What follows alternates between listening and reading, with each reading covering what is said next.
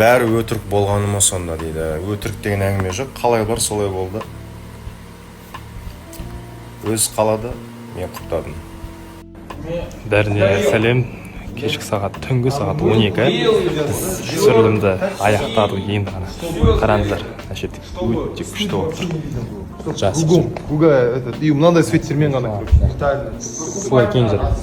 Осы енді алдағы уақытта күшті дүние шығады деген ойдамыз. Короче, атмосфера Мына жақ өте күшті болып тұр, кайфово болып тұр. Күтіңдер. Оказывается, мына көршілер бірге жүріп болып қапты деп ше, Зухра вообще отойдите, деп ше. Күш деп ше. Қалайсың? Жақсы. Амандаспайды бұл деген. Мен теріс киіп алдым жаңа сторисқа түскен болса мен алып көрінбесін деп. Осылай айқай шумен енді қайтып барады екен. Ұтамыз бұйырса. Алла қаласа. Зухра машинасын кім айдайды екен? Барлық үміт енді өзімізде, міне Айгүл ханымда бар, бұл жерде біз командамыз. Осы кісі барлығын түсіндіріп, уайымдамаңыздар. Достар, біздер эфирден шықтық, үй жаққа келдік. Бүгін ауырақ эфир болды, қозғалмайды, темалар қозғалып кетті.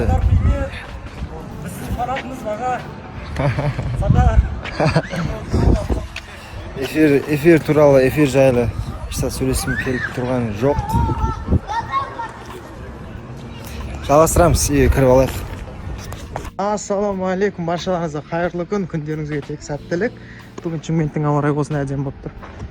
Не айтқым келіп жатыр сендерге? Ешқайда көшкім келіп жатқан жоқ меніңше.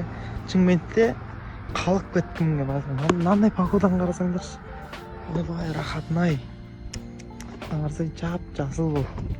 Прям күшті болып тұрғанда қайға көшіп кетемін мен Қазақстаннан. Бірақ енді оқуым бар менің. Оқуым Түркияда, оқуымды біз бітіруім керек. Одан кейін шетелде жұмыс істеймін, ақша табамын дегеннен кейін шетелде біраз тұрып жұмыс істейтінім бар да болмаймын. Содан ал так былай қазір ойланып қарап келе жатсам, қалай мен Шымкентті тастап кетемін деп жатырмын да. Сондай